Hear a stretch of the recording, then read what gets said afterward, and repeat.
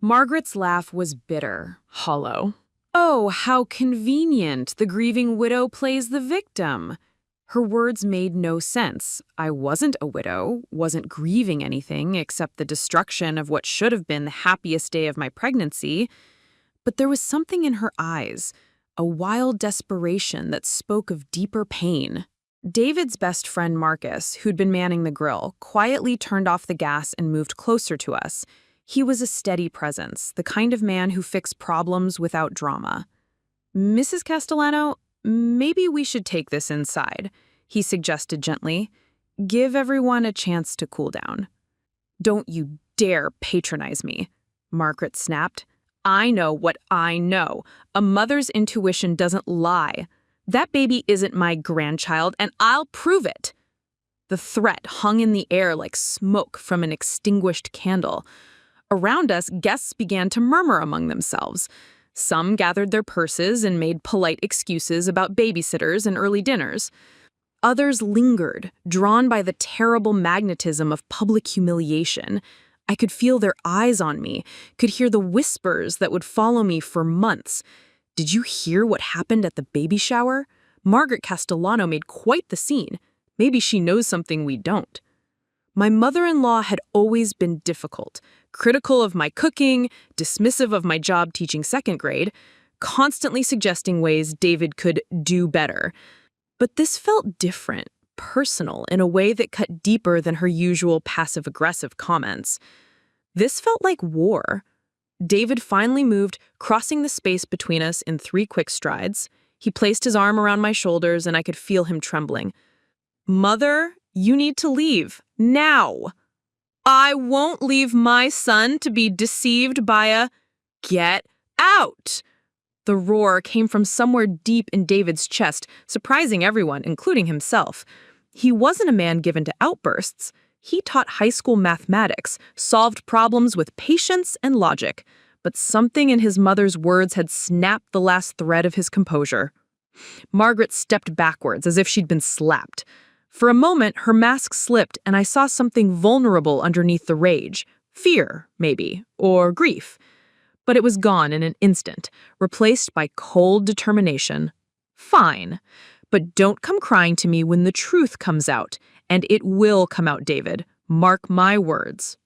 She gathered her purse from a nearby chair, straightened her shoulders, and walked through our garden gate with the dignity of a woman who believed she was saving her son from destruction.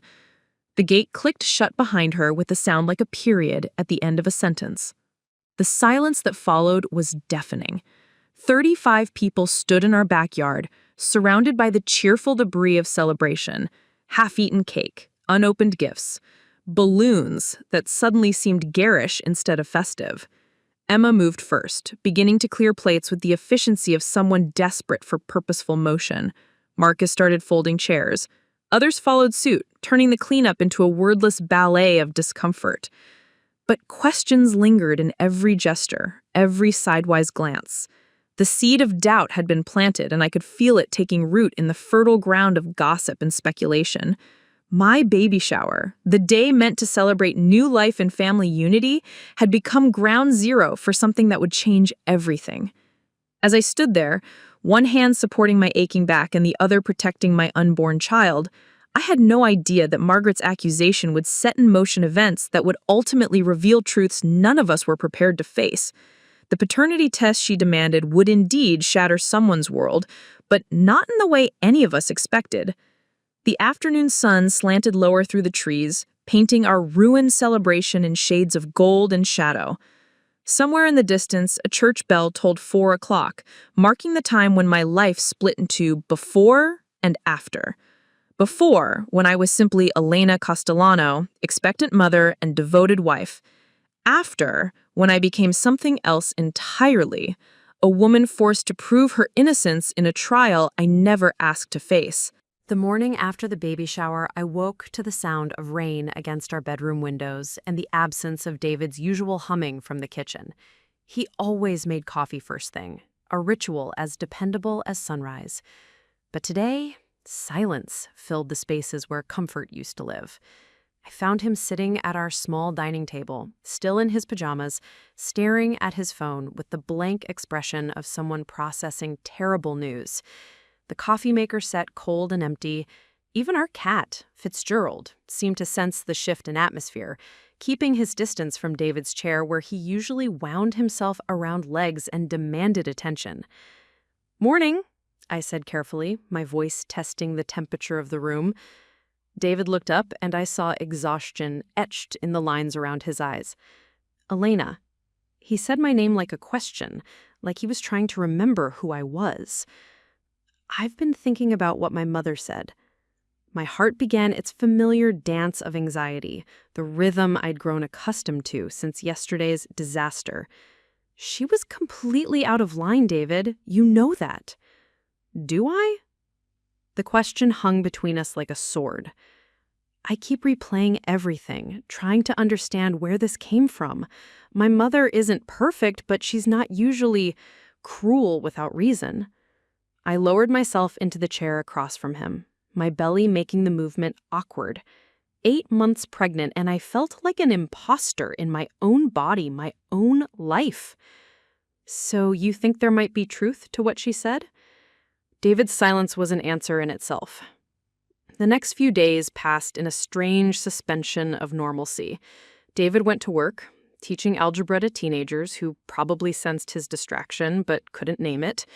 I continued my own routine, grading papers from my second grade class, preparing lesson plans for the substitute who would cover my maternity leave, organizing the nursery that suddenly felt like a shrine to uncertainty.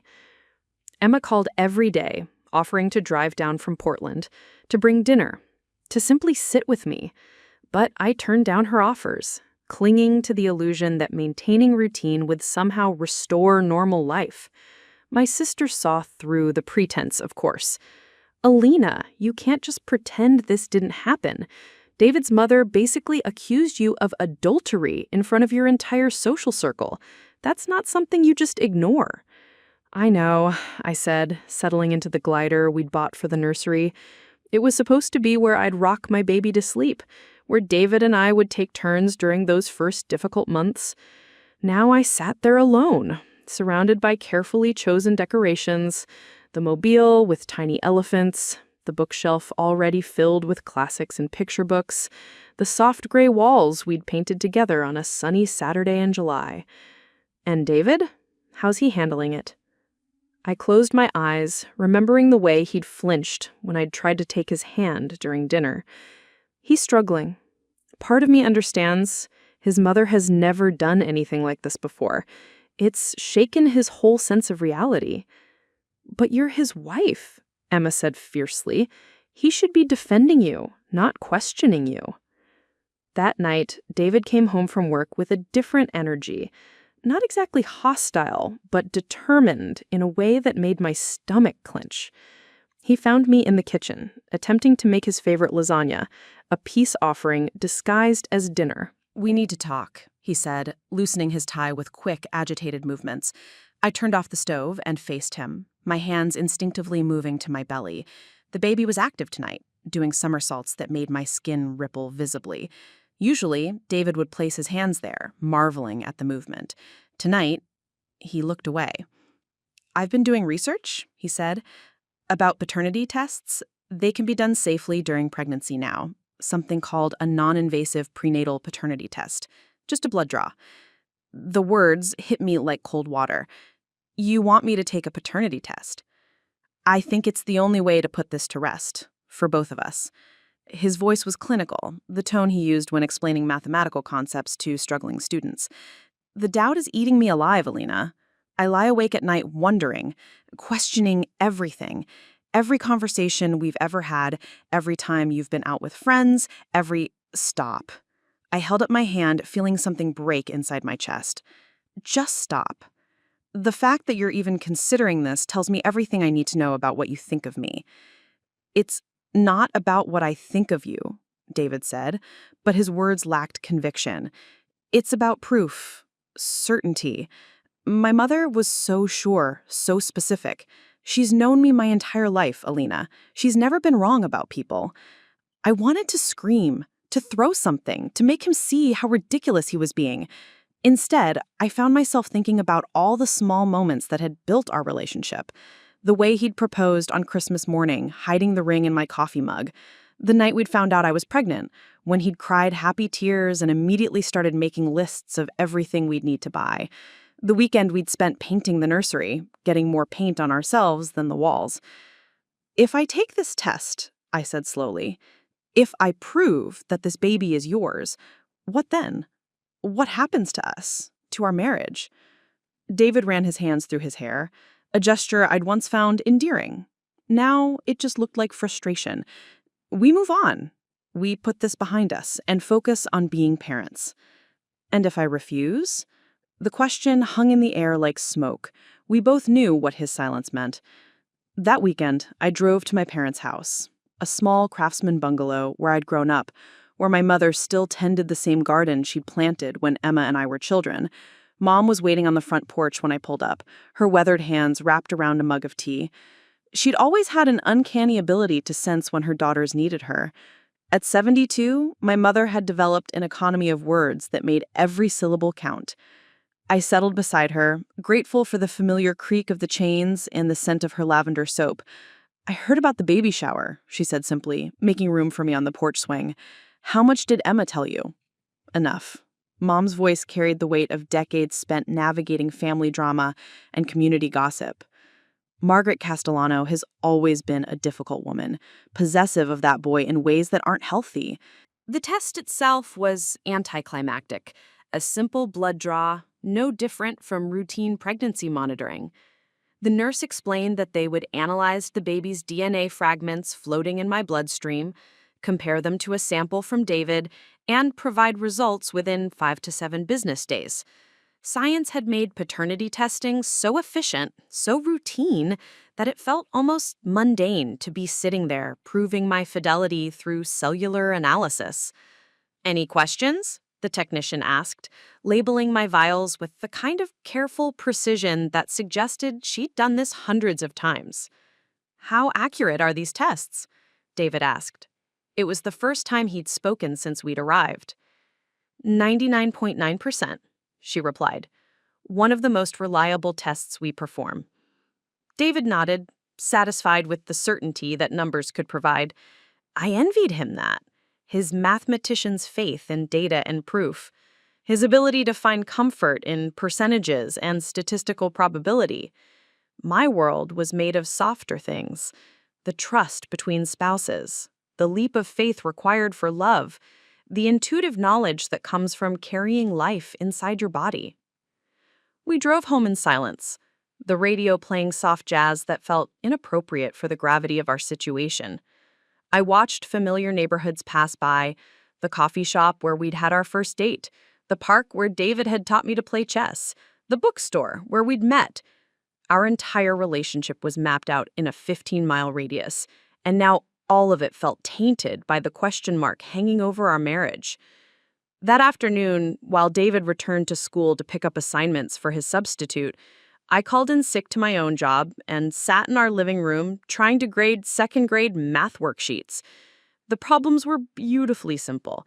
If Sally has 3 apples and her friend gives her 2 more, how many apples does Sally have? I found myself wishing my own life's equations could be solved so easily. My phone buzzed with a text from Emma. "How did it go?" "Test is done," I typed back.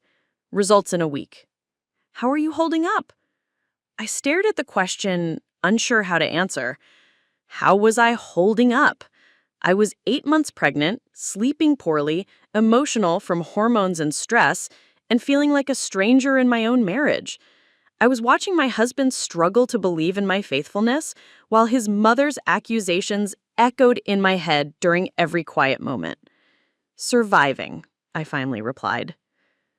Emma called immediately, her voice carrying all the fierce protectiveness I needed to hear. "This is insane, Alena. You shouldn't have to prove anything to anyone. David should be ashamed of himself." "He's scared," I said, though defending him felt like picking at a scab. His mother has never been wrong about people before, according to him. It's shaking everything he thought he knew. So what? His mother is horrible.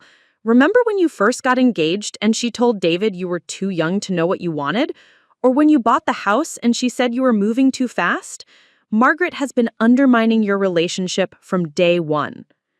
I'd forgotten about those incidents. Small cruelties that had seemed manageable at the time, absorbed into the general difficulty of gaining acceptance from David's family. But Emma was right. Margaret's behavior at the baby shower hadn't come from nowhere. It was the culmination of 3 years of subtle disapproval, now escalated to public humiliation. What if this doesn't end it? I asked. What if we get the results and she still finds reasons to doubt them? Her pause was telling. Then you'll know what kind of family you're really marrying into and what kind of husband you really have. That afternoon, David returned home with flowers. Grocery store daisies in clear plastic wrap, the kind of last-minute gesture that was supposed to convey thoughtfulness but felt more like guilt. He'd also brought Chinese takeout from our favorite restaurant, another peace offering in a language of small comforts. "I thought we could have a quiet night," he said, unpacking containers of lo mein and General Tso's chicken. "Watch a movie. Maybe look at the baby stuff we still need to organize." I accepted the flowers and his attempt at normalcy, but something had shifted between us. The easy intimacy we'd shared for 3 years felt forced now, like we were both following a script for how married couples should behave. We sat on the couch, sharing dinner from cardboard containers, making small talk about his students and my lesson plans, carefully avoiding the subject that dominated both our thoughts.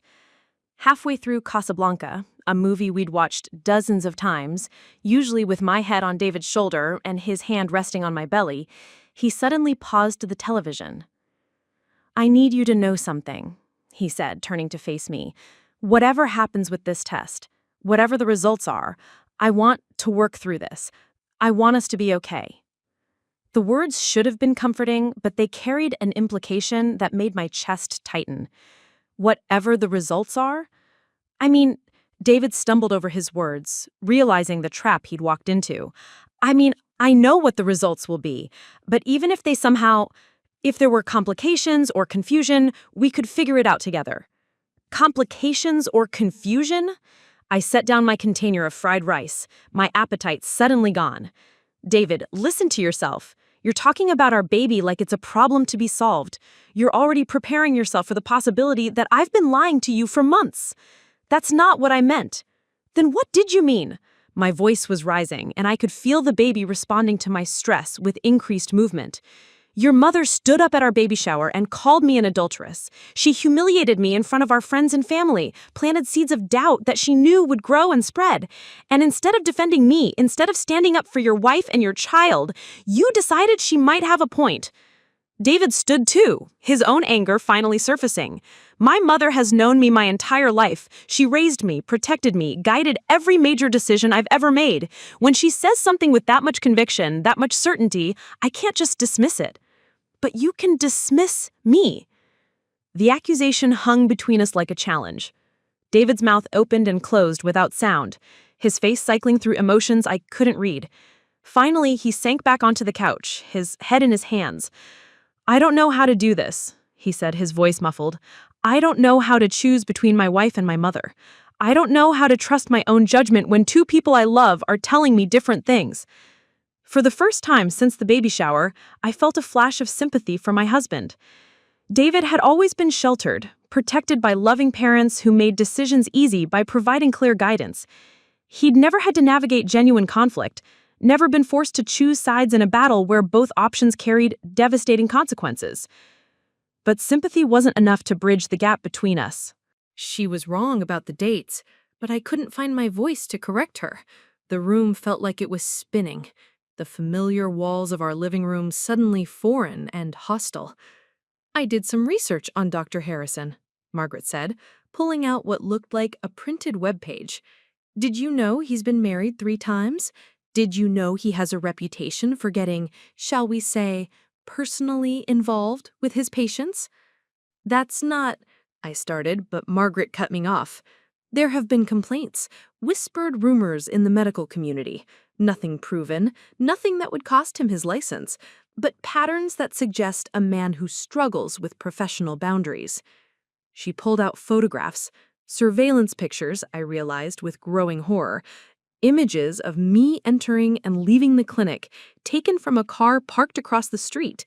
There was one of Dr. Harrison walking me to my car after a particularly difficult appointment, his hand briefly touching my shoulder in what had been a moment of professional comfort, but looked, through Margaret's lens, like intimate contact. "You had this taken?" I whispered. "I hired a private investigator," Margaret said matter-of-factly, "after I started having suspicions, after I noticed changes in your behavior, your appearance, your relationship with my son." The violation felt breathtaking in its scope. My mother-in-law had been watching me, documenting my movements, building a case against me with the methodical thoroughness of a prosecutor. How long had this been going on? How many moments of my life had been recorded and interpreted through the filter of her distrust? "This proves nothing," I said, but my voice lacked conviction. I could see how the evidence would look to someone determined to believe the worst. The timing that seemed off, the handsome doctor, the secret fertility treatments David and I had tried to keep private. "Doesn't it?" Margaret asked. "You spent months having intimate medical appointments with an attractive man known for crossing boundaries. You got pregnant shortly after those treatments ended, and now you're about to give birth to a baby that might not be my son's child?" "The baby is David's," I said firmly. "The test will prove that." "Will it?" Margaret's confidence was unshakable. "Or will it prove that my son has been raising another man's child? That his wife has been living a lie for 9 months? She began gathering her papers, sliding them back into the folder with the efficiency of someone who'd made her point. "I wanted you to see this before the results come back. I wanted you to understand that I know exactly what kind of woman you are, and I won't let you destroy my son's life." After she left, I sat on our couch surrounded by the lingering scent of her perfume and the weight of her accusations.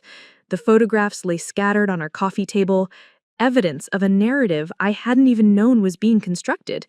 Through her lens, my fertility treatments became an affair. My doctor's professional kindness became seduction. My pregnancy became deception. I thought about Dr. Harrison, his patient explanations of procedures, his gentle bedside manner during difficult examinations, his celebration when we finally received positive test results. Had there been something inappropriate in his behavior that I had missed? Or was Margaret's paranoia so complete that she could twist any interaction into evidence of betrayal? When David came home that evening, he found me still sitting on the couch, Margaret's folder open beside me like a wound. I'd spent hours studying the photographs, trying to see myself through her mother's eyes. In every image, I looked guilty. Furtive glances, secretive smiles, body language that could be interpreted as deceptive if you were determined to see deception. "What's this?" David asked, setting down his briefcase with unusual care. He could sense the change in atmosphere, the way animals sense approaching storms. "Your mother paid us another visit today." I gestured to the evidence spread across our coffee table. "She's been having me followed."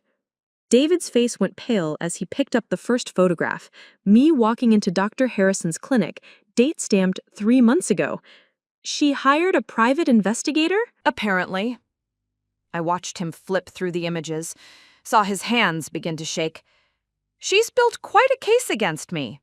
Secret fertility treatments, an attractive doctor with boundary issues, convenient timing for conception. It's all very compelling if you're predisposed to believe I'm capable of adultery." David sank into his chair, the photographs scattered around him like fallen leaves. "The fertility treatments weren't secret. We just didn't broadcast them to everyone. But we didn't tell your mother." I could see him processing the implications, trying to fit this new information into his understanding of our relationship. From her perspective, we were hiding something. And when people hide medical appointments, sometimes it's because those appointments aren't entirely medical. "Do you hear yourself?" David's voice was strained. You're actually giving credibility to her conspiracy theory? I'm trying to understand how we got here, I said.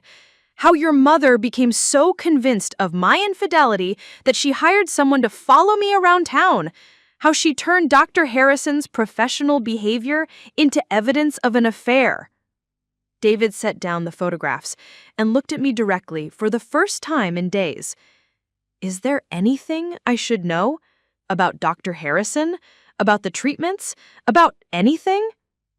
The question was like a slap.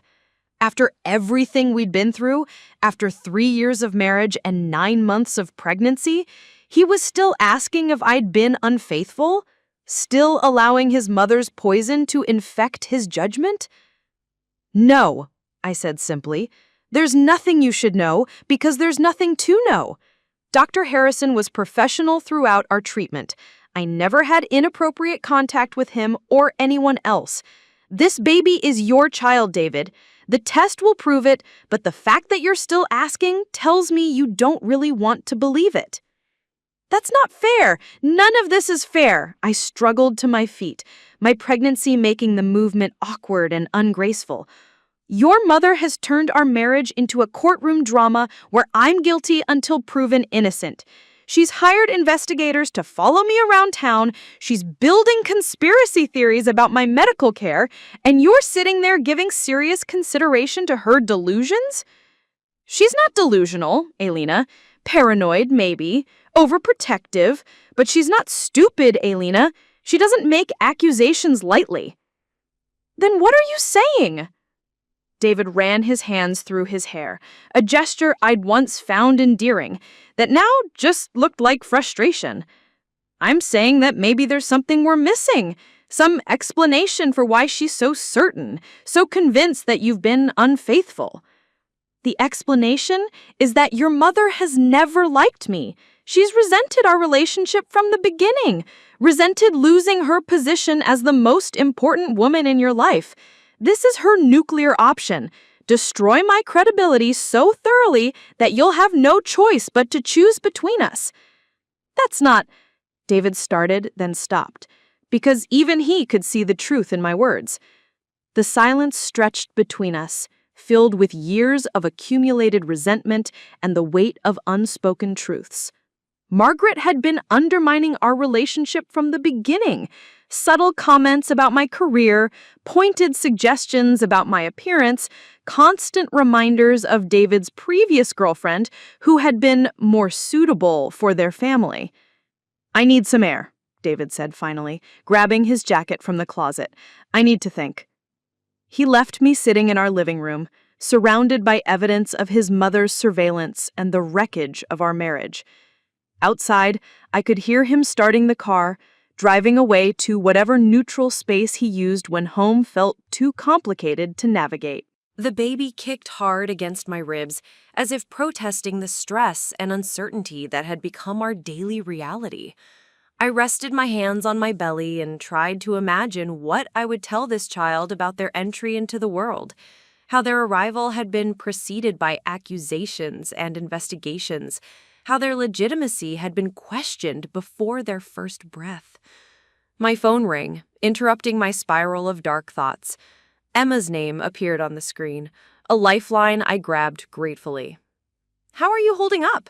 she asked without preamble. "Margaret hired a private investigator to follow me," I said, and heard my sister's sharp intake of breath. "She what?" I explained about the photographs, the conspiracy theory about Dr. Harrison, the way Margaret had presented her evidence like a prosecutor making closing arguments. Emma listened in increasingly horrified silence. "This is insane," she said when I finished.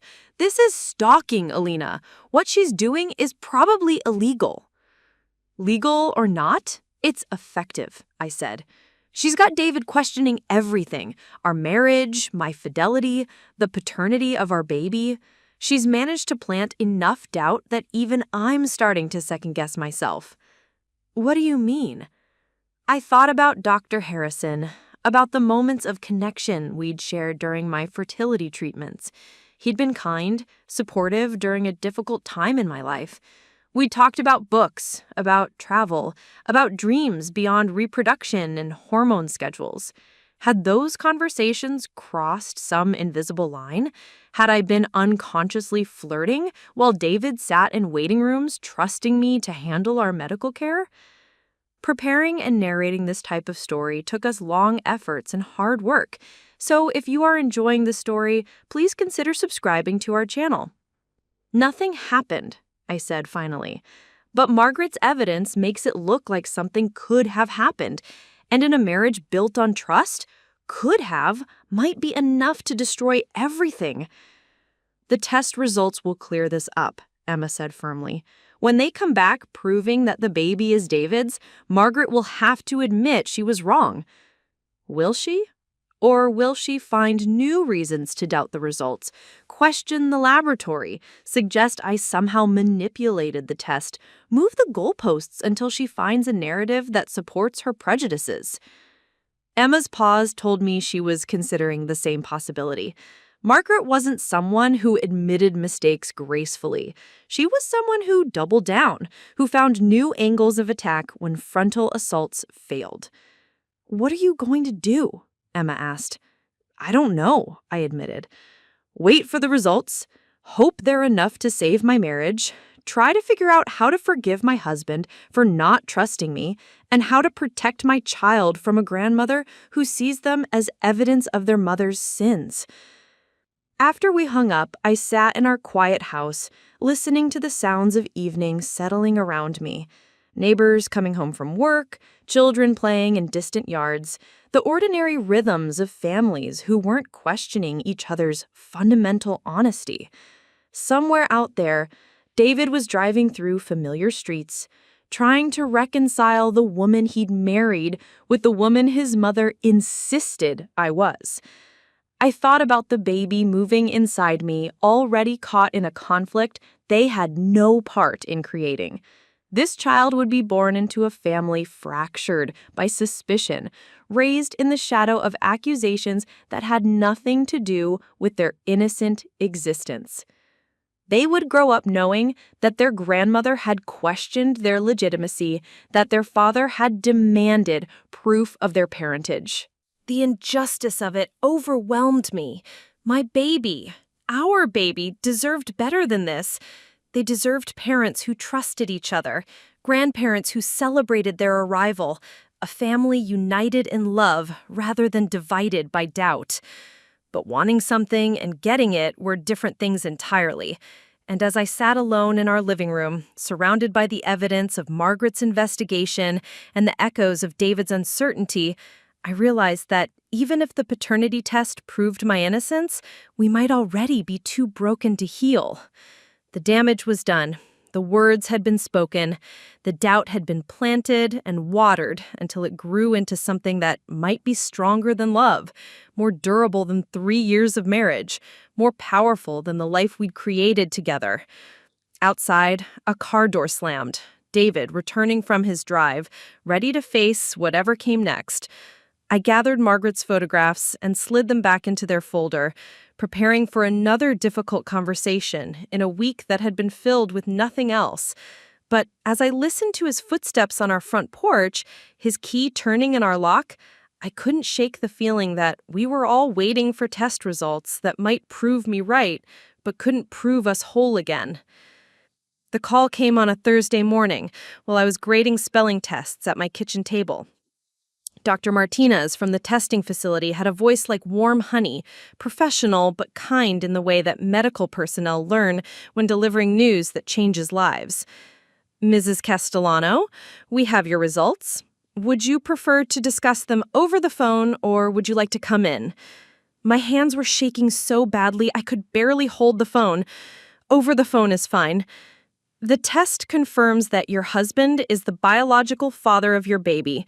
The probability of paternity is 99.97%.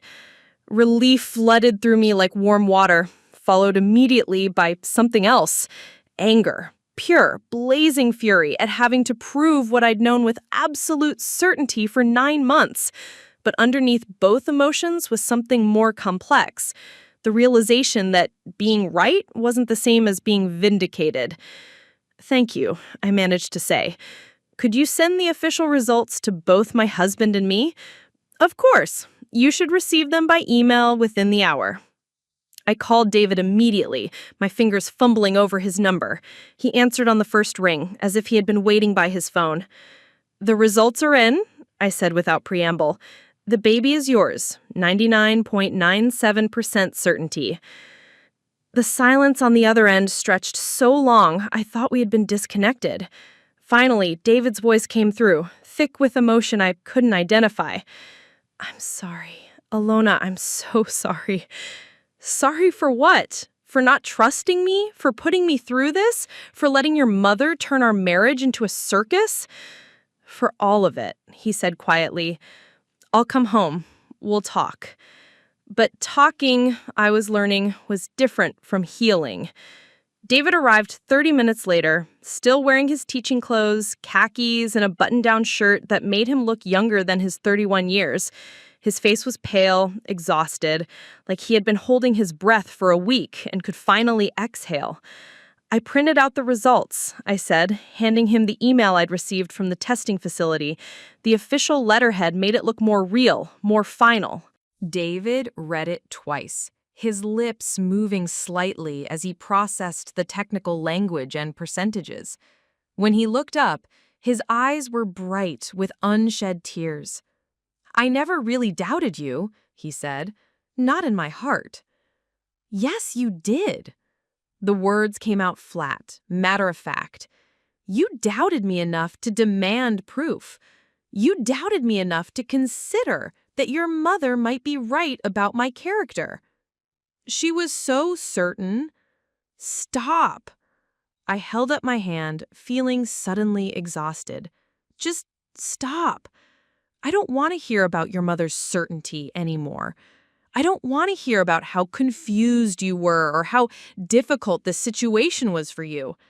Do you want to know what was difficult? Being 8 months pregnant and having my integrity questioned by my husband. Being followed by a private investigator like I was some kind of criminal. Having to prove my faithfulness to the man who promised to love me unconditionally." David moved toward me as if to embrace me, but I stepped back.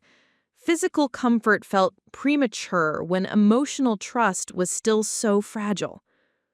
"What do we do now?" he asked. "Now you call your mother and tell her the results. Now you decide whether you're going to be my husband or Margaret's son. Because you can't be both. Not anymore." The phone call to Margaret happened that evening, with me listening from the kitchen while David spoke to his mother in the living room. I couldn't hear her side of the conversation, but David's responses told the story clearly enough. "The results are definitive, Mother." "No, there's no possibility of error.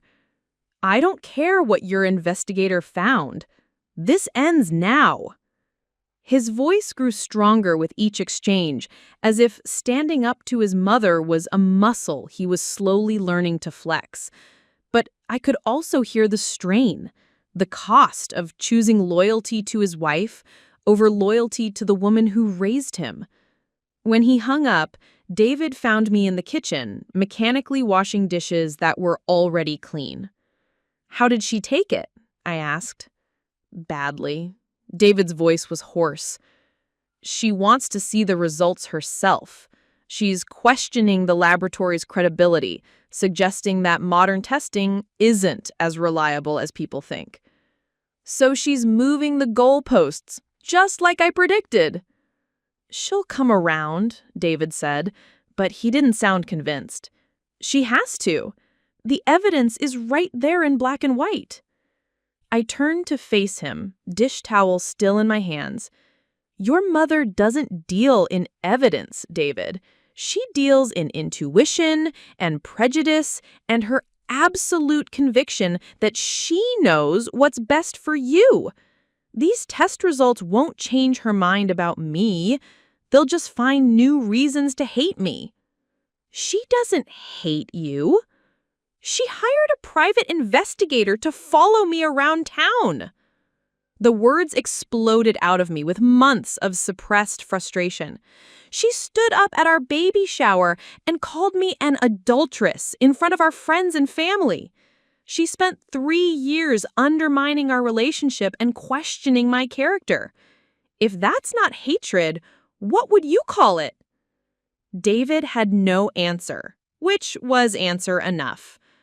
Over the next few days, word began to spread through our social circle. Emma called with updates from friends who'd been at the baby shower, some expressing relief at the results, others admitting they'd wondered if Margaret might have been right. The fact that people had entertained doubts about my fidelity was almost as hurtful as the original accusation. Marcus, David's best friend, stopped by unannounced on Saturday afternoon. I answered the door to find him holding a casserole dish and wearing the expression of someone who'd come to make amends. "I brought lasagna," he said awkwardly. "My grandmother's recipe. I thought you might not feel like cooking." I invited him in, though part of me resented the assumption that I needed caretaking. Marcus had been present at the baby shower, had witnessed Margaret's accusation, and had remained diplomatically neutral throughout the entire ordeal. His neutrality had felt like abandonment when what I'd needed was unequivocal support. "I owe you an apology," Marcus said once we were seated in the living room. David was upstairs, ostensibly napping, but actually avoiding difficult conversations. "I should have spoken up at the shower, should have shut Margaret down instead of trying to mediate." "Why didn't you?" I asked. Marcus was quiet for a long moment, staring at his hands. He was a carpenter by trade, with calloused fingers and honest eyes that struggled with deception of any kind. Because part of me wondered if she might know something I didn't. Margaret raised David, watched him navigate relationships, knew him better than anyone. When she spoke with such conviction, he trailed off, then looked up at me directly. "I'm ashamed that I doubted you, even for a second." "At least you're honest about it. Most people are pretending they never questioned anything." "The thing is," Marcus continued, "I've known Margaret for 15 years. She's always been protective of David, sometimes to an unhealthy degree. She drove away his previous girlfriend with constant criticism and passive-aggressive comments. Eventually, Sarah decided it wasn't worth fighting Margaret for the rest of her life." The revelation hit me like cold water. Margaret's behavior toward me wasn't unique. It was a pattern, a systematic campaign to eliminate any woman who threatened her position as the primary female authority in David's life. "Does David know this?" I asked. Marcus shrugged uncomfortably. "He knows Sarah and his mother didn't get along. I don't think he realizes how deliberately Margaret sabotaged that relationship. David sees the best in people, sometimes to a fault. He assumed the conflict was just personality differences." After Marcus left, I sat in our living room trying to process this new information. Margaret's accusations at the baby shower hadn't been the impulsive outburst of a concerned mother-in-law. They'd been a calculated strike designed to destroy my marriage. She hired investigators, built a case, chose the most public and humiliating venue possible to deploy her weapons. When David came downstairs that evening, I confronted him with what Marcus had told me. "Is it true about Sarah? Did your mother drive her away?" "Who told you about Sarah?" "Marcus. He said Margaret made her life miserable until she couldn't stand it anymore." That's not. David started, then stopped. I could see him revisiting old memories with new understanding, connecting dots he'd previously missed. They didn't get along. Sarah thought my mother was too involved in our relationship, but I never thought, "You never thought your mother would systematically destroy your relationships to keep you dependent on her, just like you never thought she'd accuse me of adultery at our baby shower." David sank into his chair, the weight of realization visible in his posture. "She's done this before, and she'll do it again, as long as you let her. As long as you choose to see her behavior as maternal concern instead of manipulation." "What are you saying?" I took a deep breath, knowing that what I said next would determine the future of our marriage. I'm saying that you have a choice to make. You can have a relationship with your mother, or you can have a marriage with me, but you can't have both. Not anymore. Not after what she's done. The ultimatum hung between us like a sword. David's face cycled through emotions: shock, hurt, anger, and finally reluctant understanding. "She's my mother," he said quietly. "And I'm your wife, the mother of your child, the woman you promised to forsake all others for, including your family of origin. I can't just cut her out of my life. I'm not asking you to cut her out. I'm asking you to set boundaries, to make it clear that attacks on your wife are attacks on your family, to choose us over her when she forces you to choose." David was quiet for a long time, staring out our front window at the street where we'd built our life together. When he finally spoke, his voice was thick with emotion. "I've never had to choose before. She's always been the most important woman in my life, and I never questioned that. Even after we got married, part of me still thought of her as the final authority on everything." "That's the problem," I said gently. "When you got married, I should have become your primary family, your first loyalty. Your mother should have stepped back to let us build our own life together. She won't like being relegated to second place. Then she shouldn't have attacked your wife and questioned your child's legitimacy," I said firmly. "She chose this battle, David. Now she has to live with the consequences." That night, David made the phone call that would change our family dynamics forever. I listened from our bedroom as he spoke to Margaret in a voice I'd never heard him use with her. Firm, adult, uncompromising. "Mother, I need you to understand something. The paternity test proves that Alena has been faithful and that this baby is mine. I will not tolerate any more accusations, investigations, or attempts to undermine my marriage. If you can't respect my wife, then you can't be part of our lives." I couldn't hear Margaret's response, but I could imagine it. Tears, manipulation, guilt about how much she'd sacrificed for him over the years. "I'm not cutting you out of my life," David continued, "but our relationship has to change. Alena is my family now. This baby is your grandchild. You can choose to be part of that family or not, but you can't continue to attack it and expect me to stand by silently." When he hung up, David came upstairs to find me sitting on our bed, folding tiny onesies and sleepers that had been gifts at the baby shower, the celebration that now felt like a lifetime ago. "How do you feel?" I asked. "Terrified," he admitted, sitting down beside me. "I've never stood up to her like that. I've never put anyone before her in my life. And now?" David reached for my hand, intertwining our fingers with the care of someone handling something precious. "Now I understand what it means to cleave unto your spouse. I should have done this years ago. I should have protected you from her from the beginning." I leaned against his shoulder, feeling some of the tension leave my body for the first time in weeks. "We can't go back and change what happened. We can only decide how to move forward." "I want to move forward together," David said, "as a family, with clear boundaries about who gets to have a voice in our decisions and our lives." The baby kicked hard against my ribs, as if celebrating this small victory. In just a few weeks, this child would be born into a family that was broken and healing simultaneously, scarred by doubt and accusations, but stronger for having survived them. As we sat together in our bedroom, surrounded by baby clothes and the promise of new beginnings, I allowed myself to hope that the worst was behind us.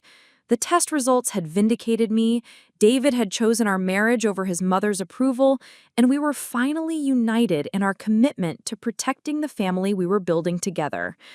But hope, I would learn, was a dangerous thing, because Margaret Castellano wasn't someone who accepted defeat gracefully. And sometimes being right about one thing only reveals how wrong you've been about everything else. The first sign that our victory was temporary came 3 days after David's phone call to Margaret. I was in the nursery, finally feeling brave enough to finish organizing baby clothes by size, when the doorbell rang.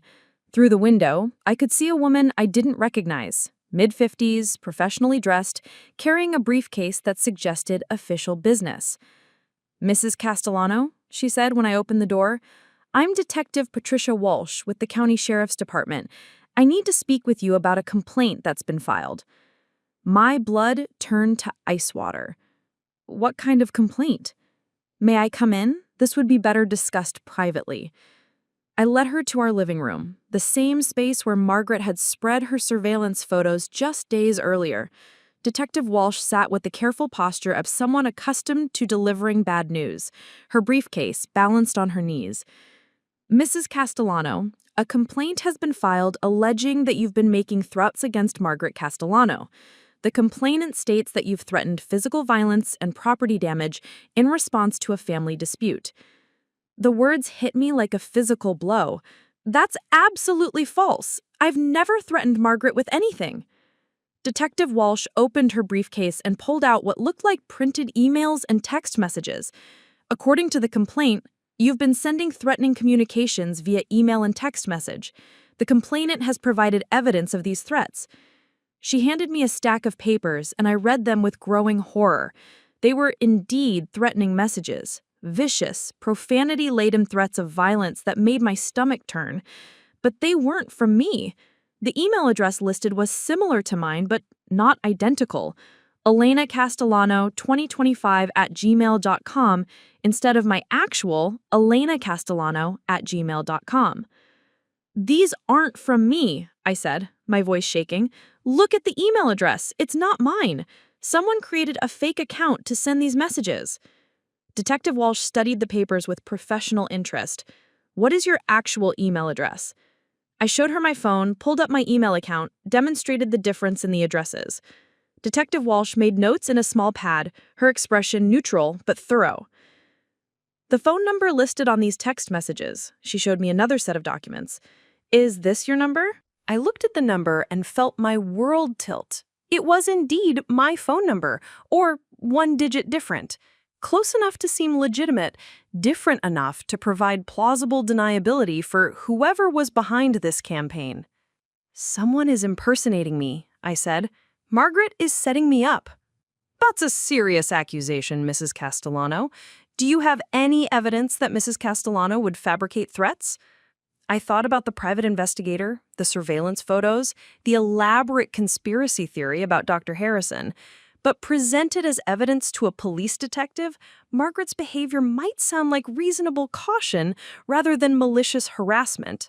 "She hired a private investigator to follow me," I said.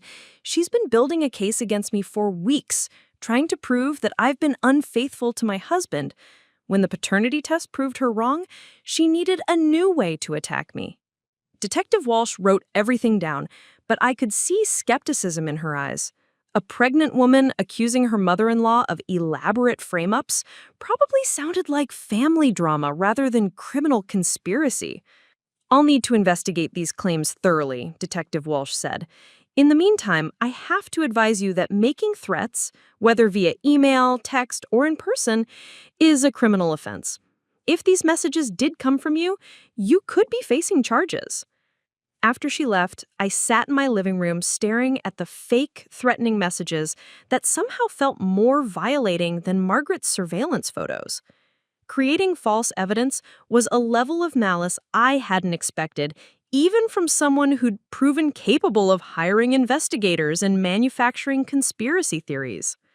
When David came home from work, I met him at the door with the papers in my hand and tears streaming down my face. "She's not done," I said without preamble. "Your mother isn't done trying to destroy me." I explained about Detective Walsh's visit, about the fake email account and threatening messages. David read through the papers with growing horror, his face pale with recognition of his mother's escalating tactics. "This is insane. She's actually trying to get you arrested?" "She's trying to discredit me completely," I said. "Make me look unstable, violent, dangerous. If I'm facing criminal charges, if I look like the kind of person who sends threatening messages, then maybe people will start to think she was right about everything else." David was already reaching for his phone. "I'm calling her right now." "Don't!" I caught his arm before he could dial. "Don't warn her that we know what she's doing. Let her think her plan is working. But we need to document everything. Save all the evidence, take screenshots, build our own case." "We should call a lawyer," David said. "This is harassment, fraud, maybe even identity theft. First, we need to prove it, and that means being smarter than she is." The next morning brought another surprise visitor. Sarah Morrison, David's ex-girlfriend, standing on our front porch with a grim expression and a manila folder that looked disturbingly familiar. "I heard about what's been happening," she said when I opened the door. "Margaret's campaign against you. I thought you should know that you're not the first." Sarah was exactly what I'd expected based on Marcus's description. Confident, professional, with the kind of sharp intelligence that would threaten someone like Margaret. She worked as a marketing executive, had traveled extensively, spoke with the authority of someone accustomed to commanding rooms full of people. "She did this to you too?" I asked, inviting her inside. "Not exactly the same," Sarah said, settling onto our couch with the weary expression of someone revisiting old trauma. "But the pattern is identical.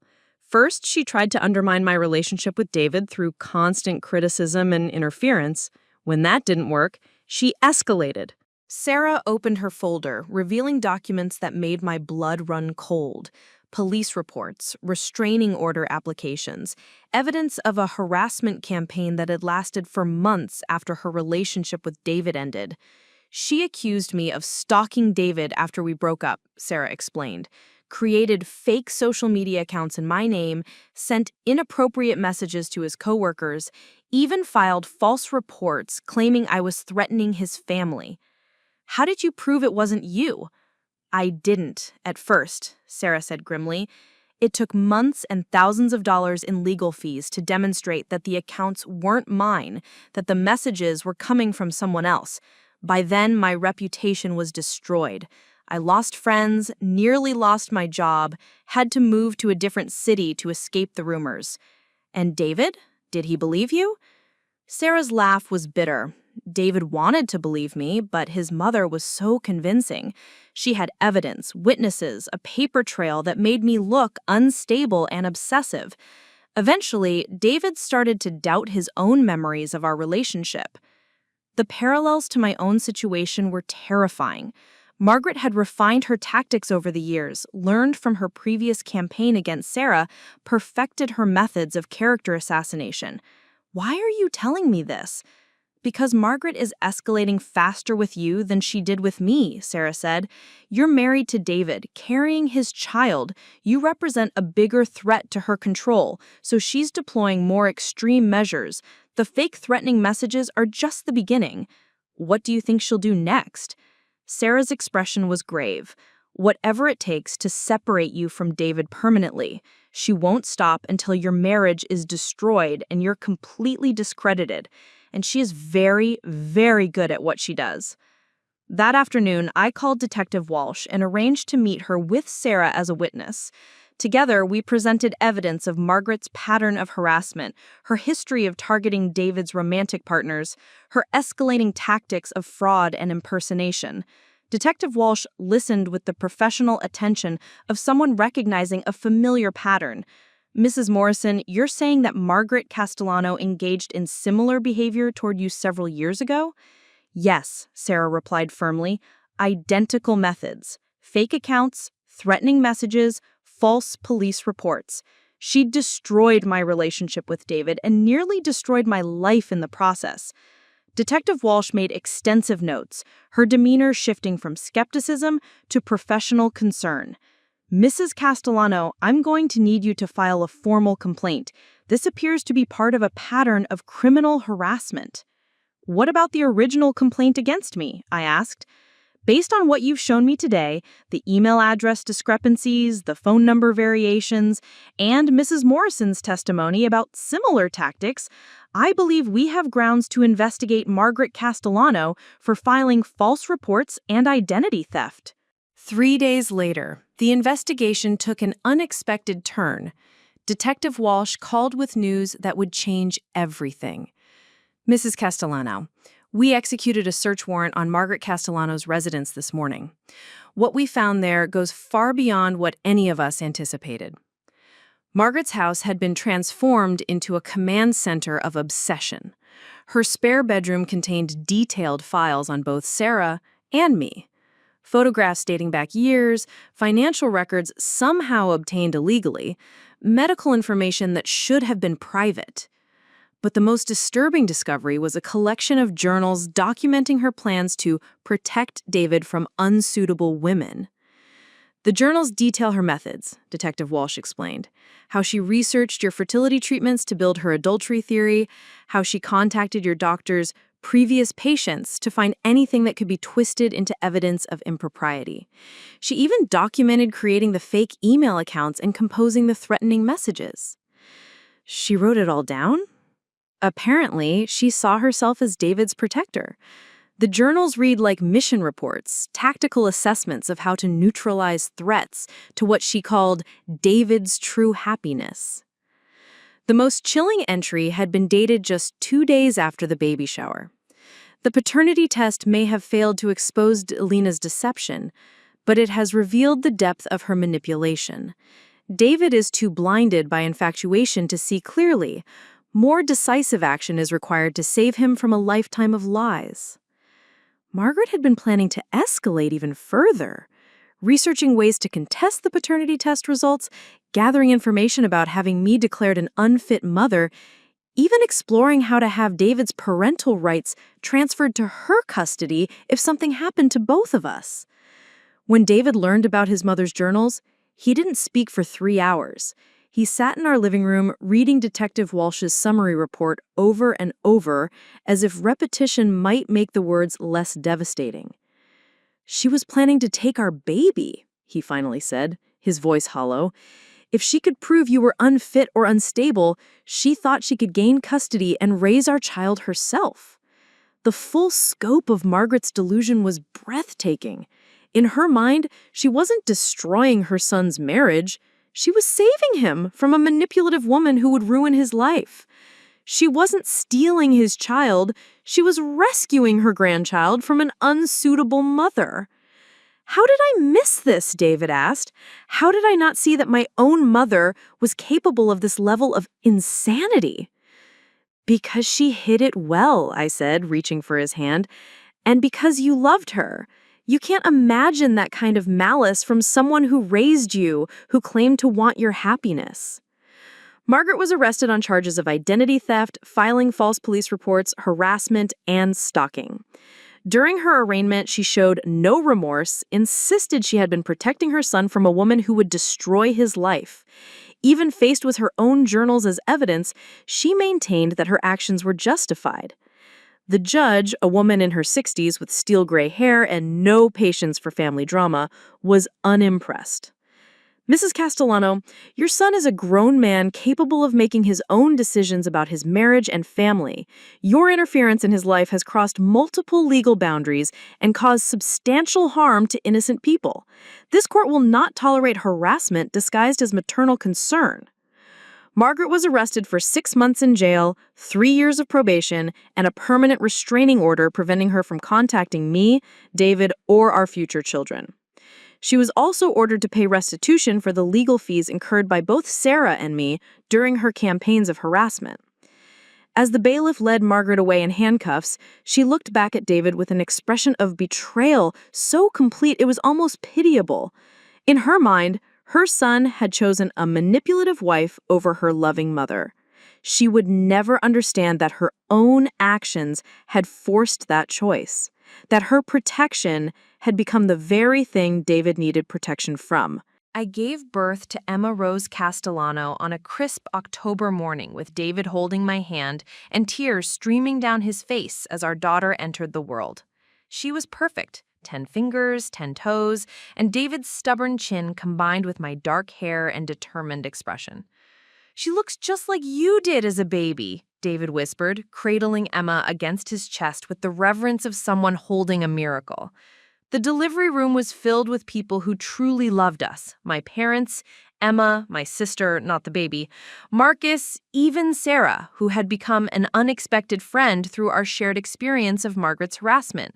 But Margaret's absence was a shadow in the corner, a reminder of what our family had lost and gained simultaneously. David was a devoted father from the first moment, changing diapers with mathematical precision and reading to Emma from the same books his mother had once read to him.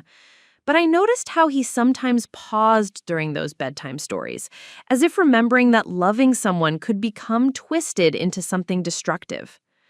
"Do you miss her?" I asked one evening as we watched Emma sleep in her crib. The same crib David had assembled at midnight all those months ago, back when our biggest worry was choosing the right shade of yellow for the nursery walls. David said quietly, "I miss who I thought she was. I miss having a mother who wanted my happiness instead of her own control. But the woman who wrote those journals, who hired investigators to stalk my wife, who planned to steal my child, I don't know who that person was. Maybe I never did."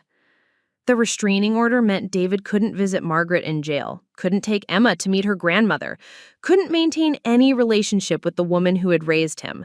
It was a loss that hollowed him out some days, left him staring at Emma with an expression of fierce protectiveness mixed with profound sadness.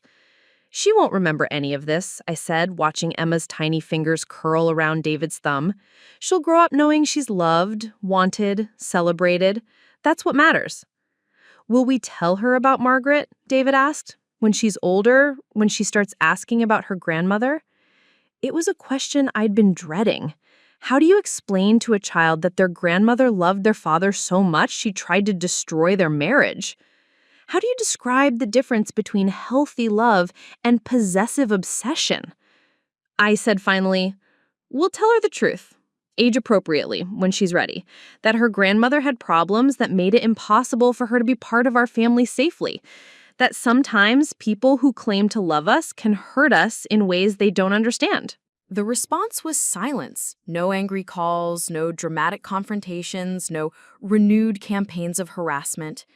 Perhaps jail had taught Margaret something about consequences, or perhaps she was simply planning her next move with greater care. Emma took her first steps on a sunny morning in our backyard, tottering between David and me with the determined concentration of someone conquering new territory. At 18 months old, she was a perfect combination of both of us, curious, stubborn, affectionate, with David's mathematical mind already evident in how she sorted her toys by color and size. We'd built a good life in the aftermath of Margaret's destruction. David had learned to trust his own judgment about people and relationships. I'd learned that fighting for your family sometimes means accepting that not everyone can be part of it. We'd both learned that love without boundaries isn't really love at all.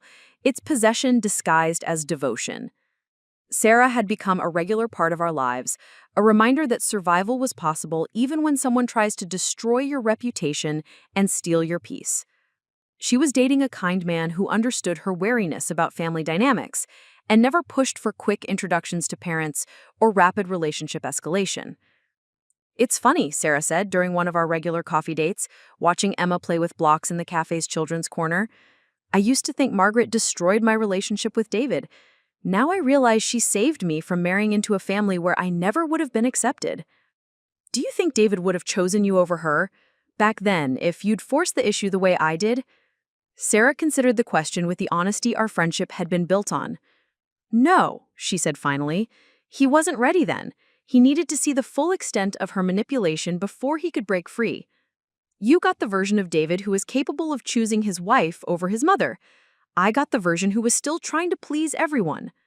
The conversation reminded me of something my mother had said during those early difficult days. Sometimes we have to choose between being right and being married. I'd been lucky enough to be both right and married, but only because David had finally been ready to see his mother clearly. As Emma grew older, We developed our own family traditions, Sunday morning pancakes, bedtime stories that David invented rather than read from books, and weekend trips to the Children's Museum where Emma could explore and learn without the shadow of family drama hanging over us.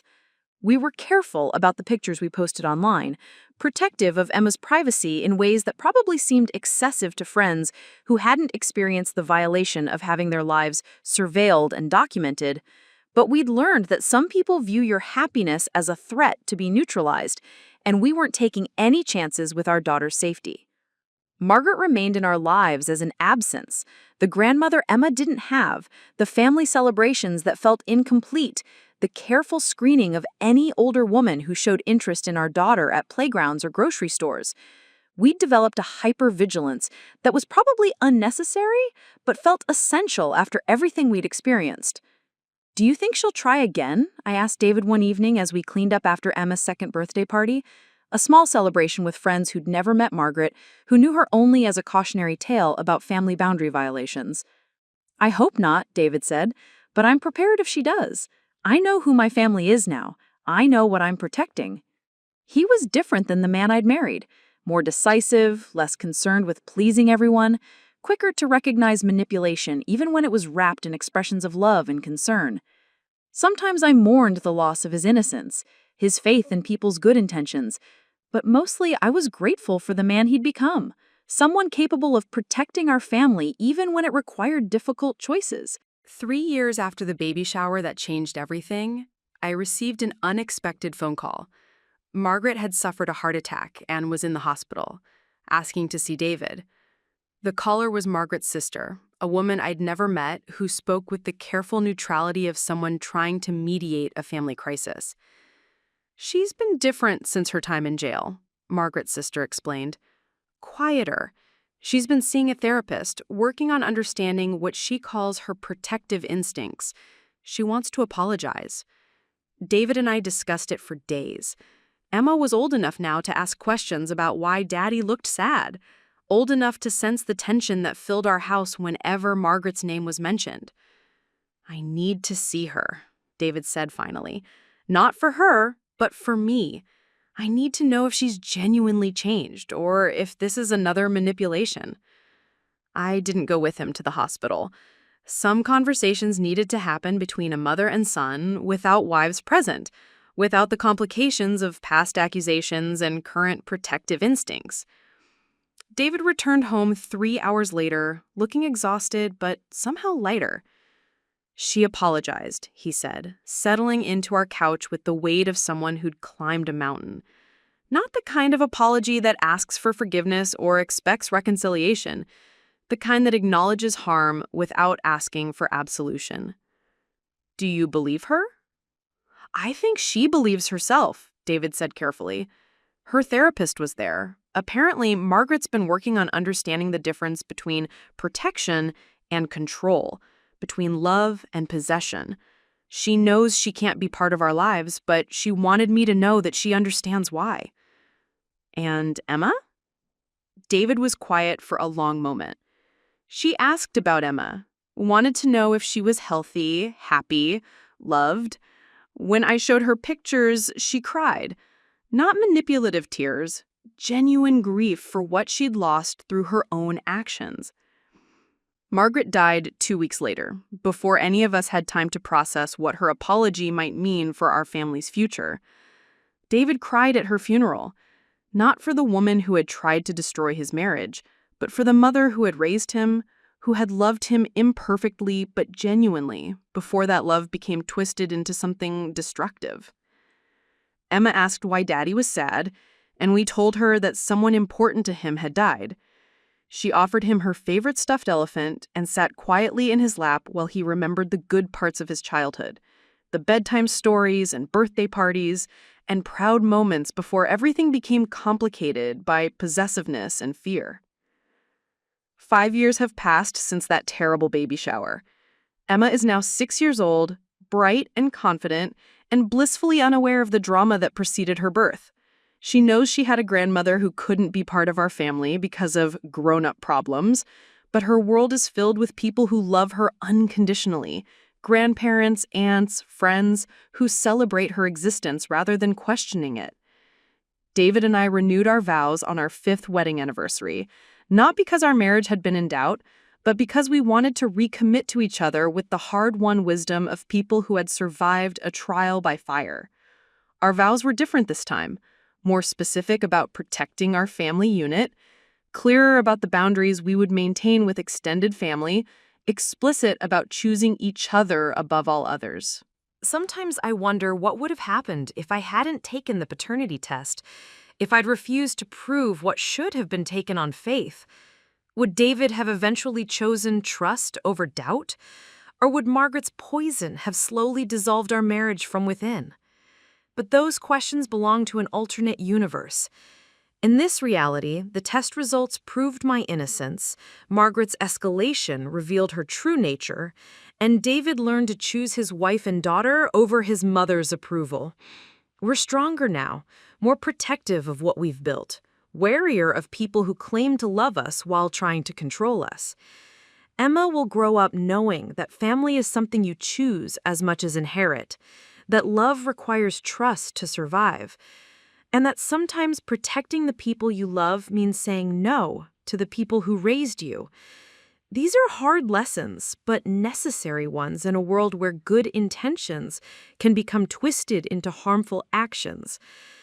Our family isn't perfect, but it's ours, built on choice rather than obligation, strengthened by surviving attempts to destroy it, united by the knowledge that what we have is worth protecting. And in the end, that knowledge makes all the difference between a love that builds and a love that destroys. Margaret's journals, evidence in a criminal case, were eventually returned to us after the legal proceedings concluded. David read them once, then burned them in our backyard fire pit while Emma played nearby, oblivious to the symbolic destruction of her grandmother's documented obsession. "She really thought she was saving me," he said, watching the pages curl and blacken in the flames. In her mind, she was the hero of the story. "The road to hell," I replied, "is paved with good intentions and justified by people who confuse love with ownership." As the last of Margaret's written hatred turned to ash, Emma ran over to show us a butterfly she'd caught and released, delighting in its freedom rather than trying to keep it captive. It was a small moment, but it felt like hope. Evidence that we'd raised a child who understood the difference between love and possession, between protection and control. Our story doesn't have a fairy tale ending because real life rarely does. But it has something better. The hard-won piece of people who fought for their family and won, who learned to trust each other more than they trusted the opinions of others, who chose love over fear even when fear came disguised as maternal concern. And sometimes that kind of ending is the most beautiful truth of all. Thank you for listening to At My Baby Shower, my mother-in-law announced the child isn't his. The paternity test results shattered her world. If this story kept you on the edge of your seat, you won't want to miss our upcoming episodes. We bring you the most gripping, emotional, and thought-provoking true stories that explore the complexities of family, love, trust, and human nature.